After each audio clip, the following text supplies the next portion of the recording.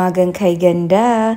Eto na yung moment na bigla ko nagki-crave, palagi ako nagugutom, kaya ito na talaga yung moment na need na talaga natin i-confirm. So, pupunta tayo ngayon sa Watsons at ayan.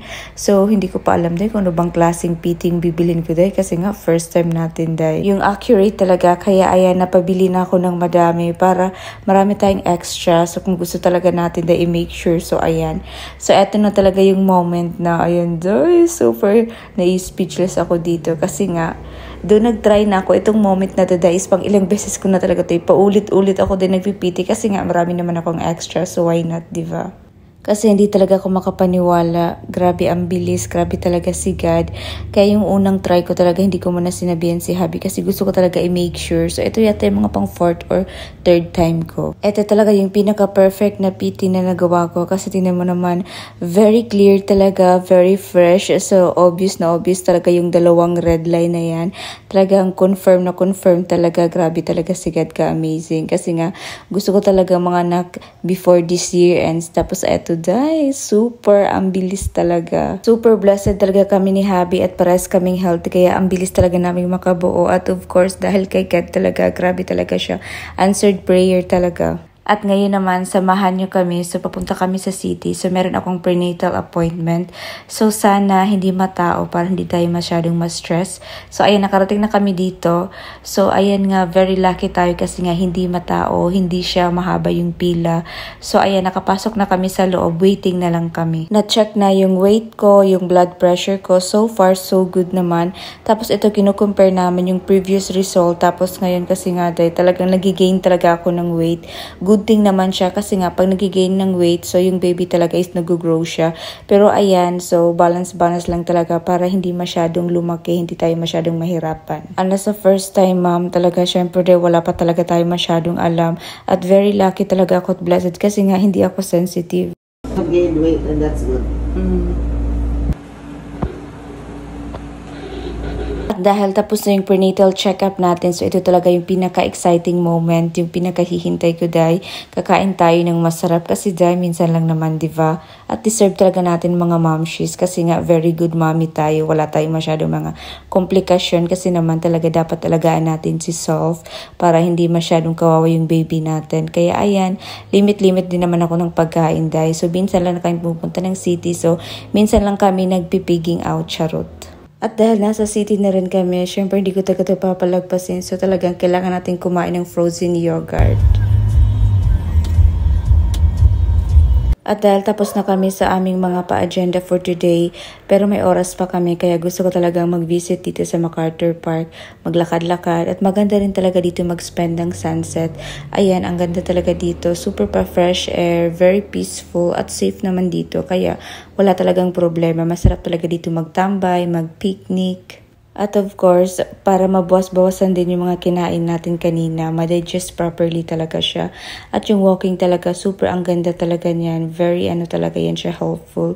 Kahit hindi kayo pregnant, at least mag-aim kayo 30 minutes a day walking lang. Very basic siya pero super ang laking impact niyan sa katawan natin. Dahil talaga nakakatulong yan siya dahil.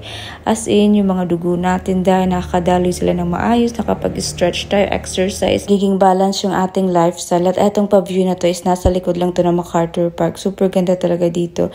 Kasi kung dito lang kami nakatira malapit, ay nako, kahit everyday pa, every evening or afternoon tayo mag-walking, ay nako, ang ganda. It's market day. So we're on our way to Dulag. It's our first time to shop in Dulag. So it's a wet market. So it's market day today. So I'm so excited. Mostly sa Abuyog kami nagma-market. But this time, try namin sa Dulag. So, let's see if mas marami pa yung doon, mga tinda. Feel ko marami doon. Di pa kasi kami nakatry. So, yeah. So, I'm so excited, Zai. Kasi, you know, health is wealth. So, excited ako mamili ng mga veggies, kamote, saging, girl. Kasi, yun yung ating Zai. Yun yung ating ngayon, fave. Samahan niyo kami. So, sana makapag-film ako dahil hindi ako mahiya. Kasi mahihain naman talaga ako. Charot. So, let's go! So ayan, nakarating na kami dito sa may Dulag. Pero ayan nga, hindi na talaga siya early in the morning kasi dapat talaga around 5 a.m. Itong time na to, mga around 10 a.m. na talaga. So sana may mga nagtitinda pa doon. At masarap din talaga sa feeling bumalik dito kasi it's been a long time. Dito kasi ako nag-graduate ng high school. So transfer ako. So dito ako nag 4th year high school. At ayan na yung mga tinda nila. Na-excite ang person.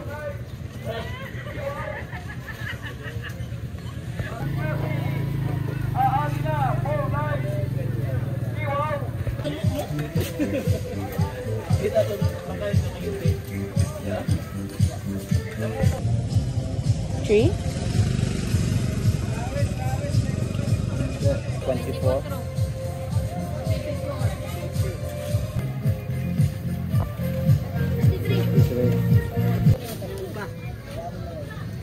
So mostly yung nabili namin is mga gulay lang kasi yung karne at mga isda doon na lang sa amin kasi may mga nagtitinda naman doon.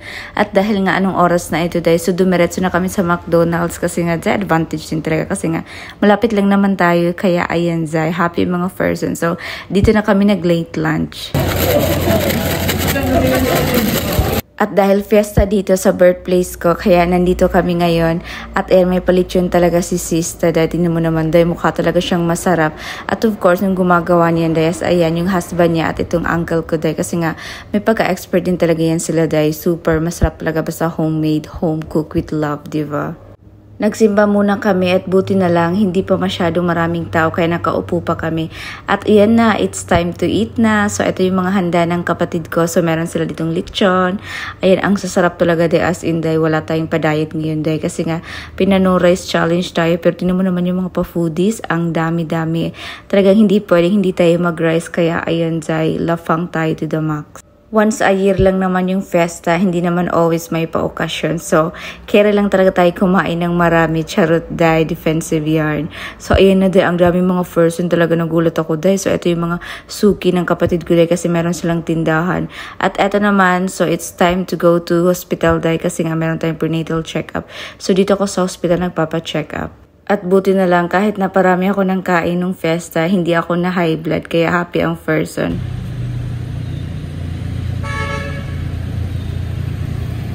At dahil lunchtime na, kaya samahan nyo kami. So, meron akong nakita, meron akong na-search. So, maganda na dito kumain kasi meron silang pa-museum. Pero disclaimer, hindi siya sponsored. Kung titingnan mo sa labas, parang hindi siya restaurant. Pero ayan, papasukin nyo lang talaga para siyang bahay. At ayan, buti na lang hindi siya busy kahit mga anong oras na talaga to. Dahil lunchtime na talaga or like 1 something ganon. So, ito yung in-order ko dahil pasalad-salad muna tayo ngayon. Kasi nga, for the lafang tayo ng festa dahil. Kaya dapat tayo dahil balance din. At ayan, ito na yung pinaka-exciting part dahil nga si Javi mahilig yan siya sa pa-museum. So, ayan, meron silang museum dito sa 2nd floor.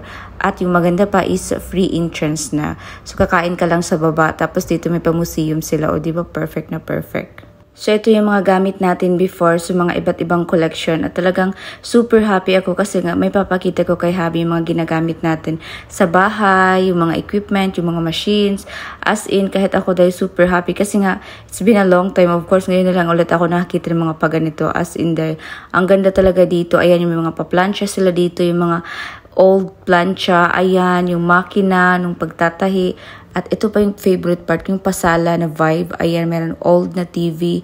At dito naman yung mga sulat. Ito yung mga pa-famous brand before. As in, ang dami talaga nila din na collect. Amazing.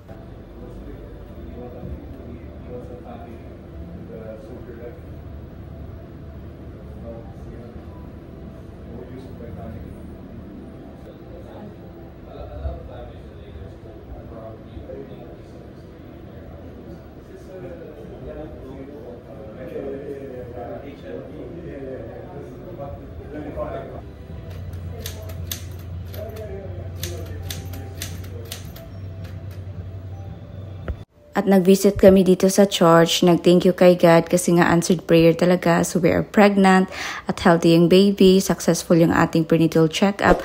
At nag-grocery na rin kami. At ayun lang yung pag-anak natin. Thank you for watching. Bye-bye!